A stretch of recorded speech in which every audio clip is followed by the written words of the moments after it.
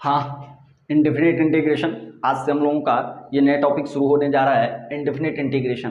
तो indefinite word पे मैं बाद में आऊँगा, पहले मैं इंटीग्रेशन बोल देता हूँ कि इंटीग्रेशन क्या होता है। तो लिख लीजिएगा, integration is the reverse process of differentiation. Integration क्या होता है ना, डिफरेंशिएशन की उल्टी प्रोसेस होती है। तो आइए इसे नोट कर लीजिए, integration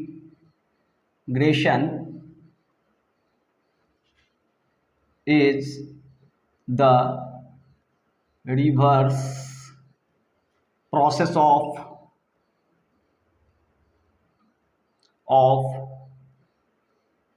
differentiation. Integration is the reverse process of differentiation. तो आप लोग इंटीग्रेशन का डेफिनेशन याद रखिएगा कि इंटीग्रेशन क्या होता है ना, integration is the reverse process of differentiation. अब ये इंटीग्रेशन जो है, डिफरेंशिएशन की उल्टी प्रोसेस कैसे होती है उस पर हम लोग आते हैं। तो ध्यान दीजिएगा, मैंने कोई यहाँ पे फंक्शन है मेरे पास एफ एक्स प्लस सी, स्मॉल एफ एक्स प्लस सी, जिसका मैंने डेरिवेटिव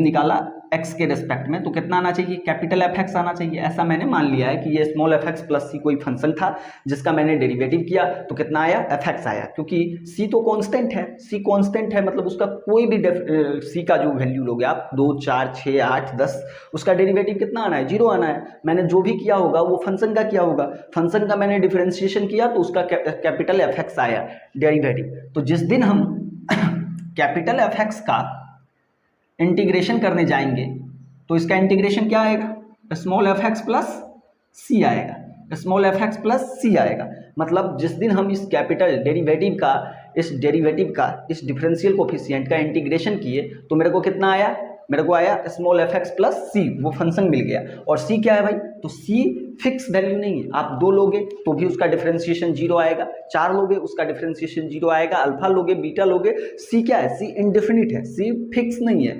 तो अब ध्यान दीजिए यहाँ पर, ये सी क्या है, सी एनी कांस्टेंट, लिख लीजिएगा, सी एनी कांस्टेंट। सी क्या है ना, एनी कांस्टेंट। सी जो है वो कोई कांस्टेंट है और सी इज इंडेफिनिट। सी क्या है, इंडेफिनिट है।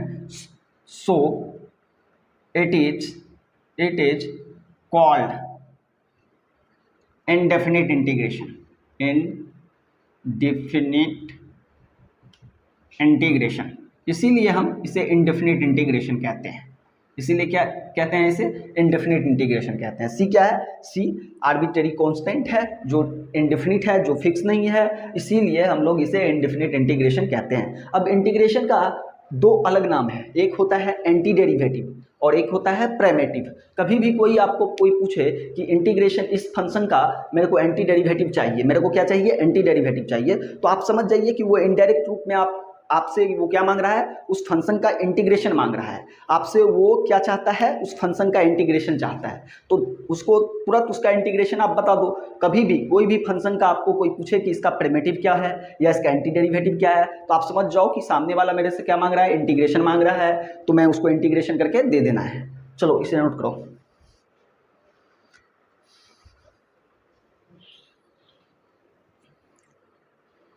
हाँ, तो हम लोगों ने देखा कि इंडेफिनिट इंटीग्रेशन, इसका नाम क्यों पड़ा, इंटीग्रेशन किसे कहते हैं, इंटीग्रेशन में ये सी क्या है। अब आइए यहाँ पर, सर इस एफ एक्स को क्या कहते हैं, इस एफ एक्स को, तो इस एफ एक्स को कहते हैं इंटीग्रल। क्या कहते हैं ना, इंटीग्रल, लिख लीजिएगा आप भी, इसे इंटीग्रल कहते हैं। तो सर ये एफ एक्स का भी कुछ नाम होता होगा, हाँ सर इसका भी नाम होता है, इसका होता है इंटीग्रेंट। इसे क्या कहते हैं ना, इंटीग्रेंट, इसे कहते हैं इंटीग्रेंट। और सर ये वाला जो आपने ऐसे बनाया है तो इसको कहते हैं हम लोग साइन ऑफ इंटीग्रेशन।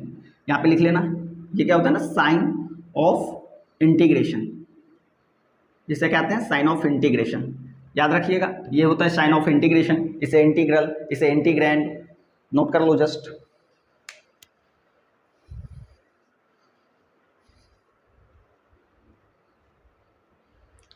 हाँ, अब आगे हम लोग इसमें जाएंगे, कुछ फार्मूलाज को देखेंगे, इंटीग्रेशन के कुछ फार्मूलाज को हम लोग यहाँ पे देखेंगे, उसके बाद कुछ क्वेश्चंस लेंगे। चलिए नोट कीजिए इसे। आइए ध्यान दीजिए, आगे हम लोग बात करते हैं इंटीग्रेशन के कुछ फार्मूलाज का।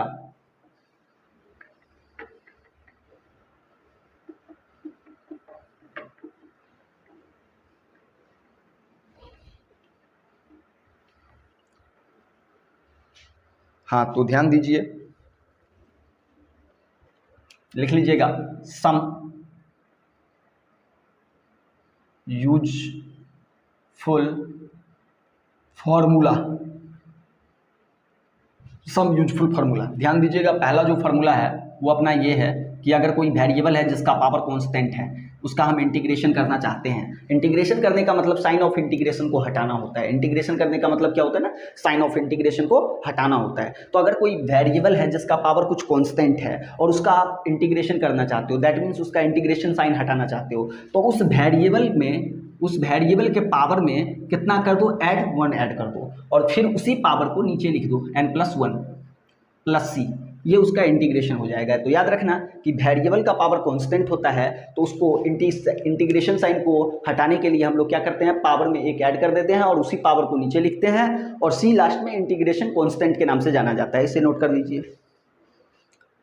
आइए अगला जो हम लोगों का क्वेश्चन है वो है, ऐसे एग्जाम्पल हम ले लेते हैं यहाँ पे कि अगर x⁴ 9 है और इसका इंटीग्रेशन करना है मुझे, तो इसका इंटीग्रेशन क्या आएगा, तो x का पावर मैंने क्या बोला था 9 है, 9 में 1 ऐड कर दो 10 आएगा, और उसको नीचे में लिख दो प्लस सी। अब बात समझ में आ रहा है। आगे हम लोग इंटीग्रेशन के अगला फार्मूला की बात करते हैं। तो अगला फार्मूला ये होता है इंटीग्रेशन का कि सर अगर कोई लीनियर हो, ax प्लस बी हो, और इसका इंटीग्रेशन हम लोग करने जाएंगे। बेसिकली इसका इंटीग्रेशन हम लोग सब्स्टिट्यूशन मेथड में और अच्छा से सीखेंगे, लेकिन अभी मैं ट्रिक बता देता हूँ जिस ट्रिक पे आप इसको सॉल्व कर लोगे। कोई लीनियर है ax प्लस बी, इसका हम इंटीग्रेशन करेंगे, तो इसका इंटीग्रेशन मतलब यहाँ पे पावर कितना है, मान लो कि यहाँ पावर n है, किसी लीनियर का कुछ पावर है और उसका हम इंटीग्रेशन करने जाएंगे। तो जब ऐसा आप क्वेश्चन बनाने जाएं इंटीग्रेशन में कि कोई लीनियर है, उसका कुछ पावर है और उसका इंटीग्रेशन कर रहे हैं, तो इंटीग्रेशन साइन हटाने के लिए मैंने बोला है कि आप पावर में कितना ऐड करो, 1 ऐड करो, और उसी पावर को नीचे लिखो, और साथ साथ याद रखना कि जब लीनियर का इंटीग्रेशन करने जाएंगे तो इतना पे ही कहानी नहीं खत्म होगी, कहानी थोड़ी आगे और चलेगी। यहाँ पे जो x का कोफिशिएंट है वो यहाँ पे आ जाएगा। x का कोफिशिएंट कहाँ पे आ जाएगा, ये मल्टीपल में इसके आ जाएंगे, x का कोफिशिएंट यहाँ पे आ जाएगा और प्लस सी हो जाएगा। ये जैसे आपको इंटीग्रेशन पूछ दिया, एग्जाम्पल ले लेते हैं, 4 - 3x का होल स्क्वायर dx, इसका इंटीग्रेशन पूछ दिया, तो आप इसका इंटीग्रेशन क्या लिखने वाले हो, इसका इंटीग्रेशन 4 - 3x, 2 पावर है, पावर 3 करोगे, बाई में कितना लिखोगे, 3 लिखोगे उसी पावर को, और साथ साथ x वेरिएबल का कोफिशिएंट कितना है, 3 है। बच्चा 3 सोचता है, नहीं -3 है, यहाँ पे ऐसे -3 लिखिएगा प्लस सी लिखिएगा, तो इसका नया स्टैंडर्ड फॉर्म क्या हो जाएगा, 4 - 3x का होल पावर 3 बाई -9 प्लस सी। आगे हम लोग बात करेंगे, पहले इसे नोट कर लें आप।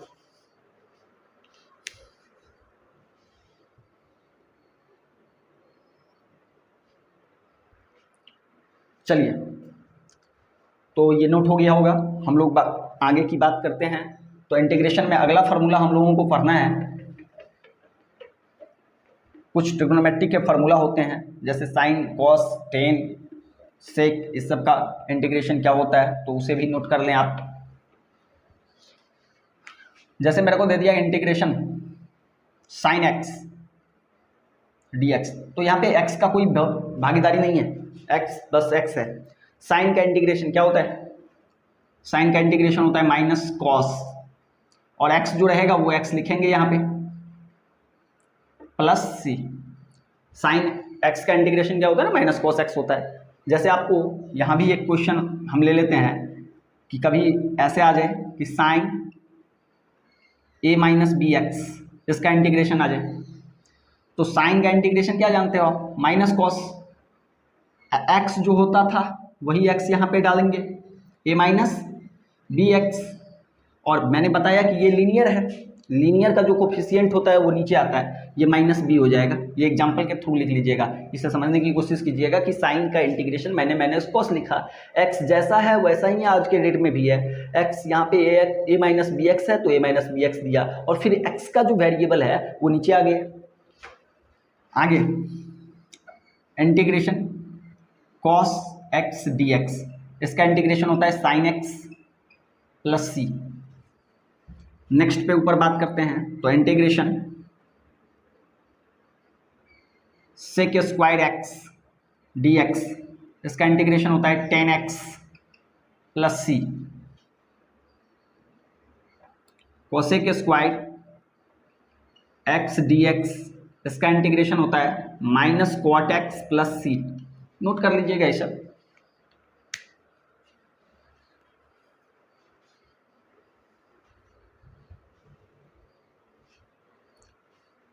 चलिए आगे और कुछ फॉर्मूला है जिसको हम लोग देख लेते हैं।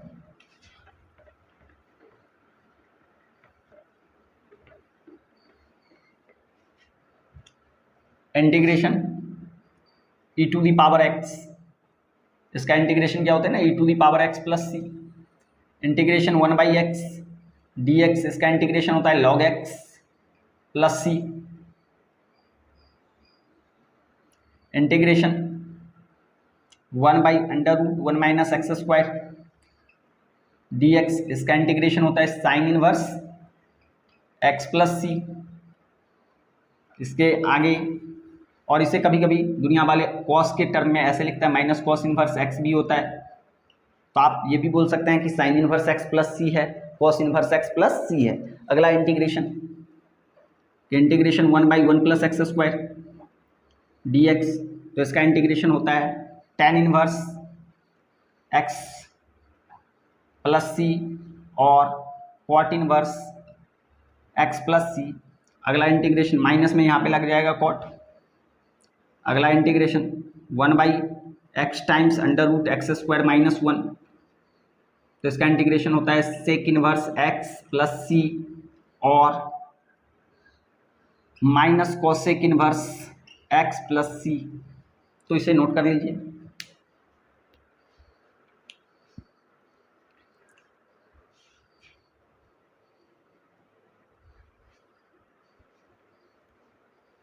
आइए अब जस्ट हम लोग आगे बात करते हैं कॉन्सेप्ट, नेक्स्ट कॉन्सेप्ट के ऊपर कि रूल्स क्या है इंटीग्रेशन का। तो ध्यान दीजिए, रूल्स फॉर इंटीग्रेशन, इंटीग्रेशन के कुछ रूल्स होते हैं जिसको हम लोगों को देखना है। तो रूल्स फॉर इंटीग्रेशन में हम लोग पहला जो चीज़ देखने जाएंगे, पहले हेडिंग बना लीजिएगा,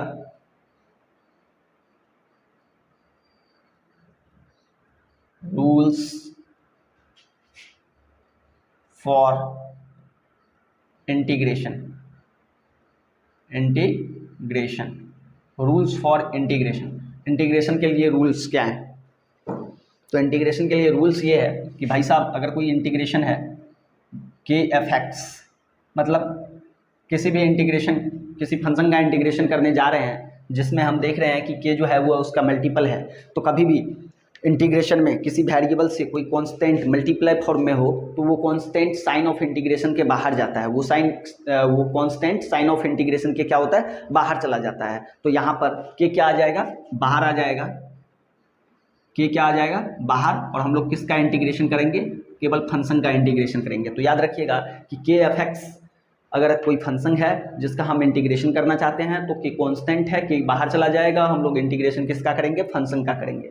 अगला कि अगर आपको कोई सीरीज टाइप का इंटीग्रेशन मिलता है, मतलब इंटीग्रेशन में f1x plus minus f2x plus minus f3x plus minus dot dot dot, ये fnx तक गया है, fnx तक गया है और इसका इंटीग्रेशन मेरे को करना है, इसका इंटीग्रेशन मेरे को करना है। तो ये सीरीज का जब भी इंटीग्रेशन करने जाओ तो उसको प्रसाद की तरह बांट दो। मतलब कभी भी किसी सीरीज का इंटीग्रेशन करने जाओ, मतलब f1x f2x प्लस माइनस के बीच में हो तो इसको प्रसाद की तरह बांट दो। ये dx जो है ना, इसको डिब्बा में बंद कर दो, इसे क्या करो, एक डिब्बा में बंद कर दो और ये dx उसको प्रसाद की तरह सभी में बांट देगा, मतलब अलग अलग इंटीग्रेशन लाएगा। तो यहाँ पे पहला इंटीग्रेशन किसका लिखा जाएगा, f1x, बीच में प्लस रहेगा तो प्लस देंगे, माइनस रहेगा तो माइनस देंगे, फिर f2x, प्लस रहेगा तो प्लस देंगे, माइनस रहेगा तो माइनस दीजिएगा, फिर integration f3x dx plus minus dot dot dot, और ये एंड में प्लस माइनस के साथ fn x dx हो जाएगा। बात समझ में आ गई मेरी। मैंने क्या बोला कि अगर कोई सीरीज का आप किसी सीरीज का आप इंटीग्रेशन लाना चाहते हैं तो उस सीरीज को एक डिब्बा में बंद कर दीजिए और dx उसको क्या करेगा, सभी की तरह dx प्रसाद की तरह सभी को बांट देगा, मतलब सभी का अलग अलग इंटीग्रेशन आ जाएगा। तो इसे नोट कर लें, ये रूल्स ऑफ इंटीग्रेशन है।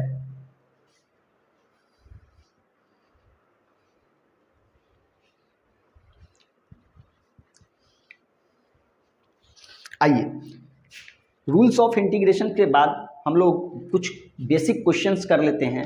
एनसीईआरटी टाइप क्वेश्चन होता है, एनसीईआरटी के बुक में भी आप लोगों को क्वेश्चन दिया गया होगा, तो उस कुछ बेसिक क्वेश्चंस करते हैं। यहाँ पे आइए, ध्यान दीजिए, कुछ बेसिक क्वेश्चंस को लेते हैं। जैसे बोल देगा evaluate the following function. Question में क्या बोल दिया, क्वेश्चन लिख लीजिएगा, इवेलुएट द फॉलोइंग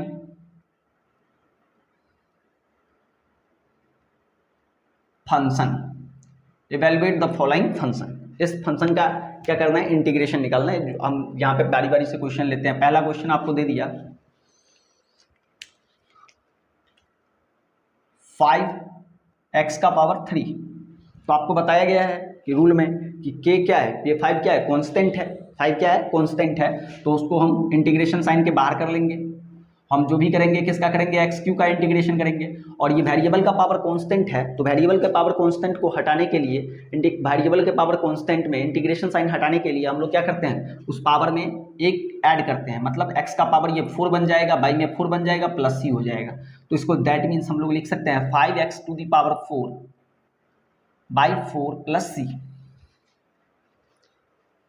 तो इसे नोट कर लें।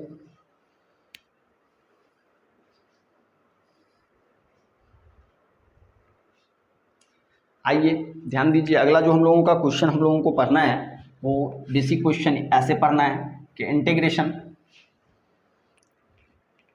मान लो भैया कि इंटीग्रेशन आपको दे दिया x² plus 4x plus 1/x plus sign x plus e⁻x, इसका इंटीग्रेशन दे दिया करने के लिए। तो अभी बताया था कि ये क्या है, सीरीज टाइप क्वेश्चन है, मतलब सभी मतलब प्लस माइनस बीच में आ रहा है, प्लस प्लस बीच में आ रहा है, तो ये सीरीज टाइप क्वेश्चन है। तो इसको क्या करोगे, प्रसाद की तरह बांट दोगे, अलग अलग इंटीग्रेशन लिखोगे, x² dx plus 4x dx plus 1/x dx plus sign x dx plus e⁻x dx।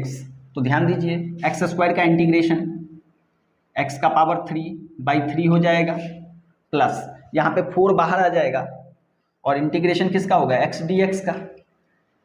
1/x का इंटीग्रेशन क्या होता है ना, log x होता है, आपको फार्मूला में बताया गया था। साइन x का इंटीग्रेशन क्या होता है, साइन x का इंटीग्रेशन माइनस cos x होता है, तो प्लस माइनस माइनस आ जाएगा, cos x लिख लीजिएगा। e⁻x का इंटीग्रेशन e⁻x होता है। अभी तक यहाँ पर हम इंटीग्रेशन देख रहे हैं कि है, तो फिर इसको नेक्स्ट पॉइंट पे लिखते हैं, x3/3 4x², यहाँ पे पावर 1 काम कर रहा है, तो इंटीग्रेशन साइन हटाने के लिए पावर 1 ऐड करेंगे, 2 नीचे लिखेंगे, plus log x minus cos x plus e⁻x। तो ये कितना हो जाएगा ना, आगे चल के x3/3 प्लस 4x, ये 2 जा कितना हो जाएगा ना, 4 हो जाएगा, तो 2x² plus log x minus cos x plus e⁻x। अब जाके इंटीग्रेशन कांस्टेंट आप लगा सकते हैं। तो ये कुछ बेसिक क्वेश्चंस, कुछ बेसिक आइडियाज़ हमने इंटीग्रेशंस के पहले वीडियो में आप लोगों तक पहुंचाया है। अब नेक्स्ट वीडियो आप लोगों को बहुत जल्द कल या परसों मिल जाएगा, जिसमें हम पूरे तरह का क्वेश्चंस ही लेके आएंगे कि इंटीग्रेशन के डिफरेंट क्वेश्चंस को कैसे सॉल्व करते हैं। तो इसको आप नोट कर लीजिए, और नया वीडियो जो आप लोगों को जाएगा वो इंटीग्रेशंस के एनसीईआरटी टाइप प्रॉब्लम, और बहुत बढ़िया से आप लोगों को इंटीग्रेशंस के सभी क्वेश्चंस को डील करके हम यहाँ पे देंगे। तो आप लोग इसे नोट करें और वीडियो अवश्य देखें, सभी वीडियो को देखें, इंटीग्रेशंस के सभी कॉन्सेप्ट्स आप तक पहुँच जाएंगे, इसे नोट करें।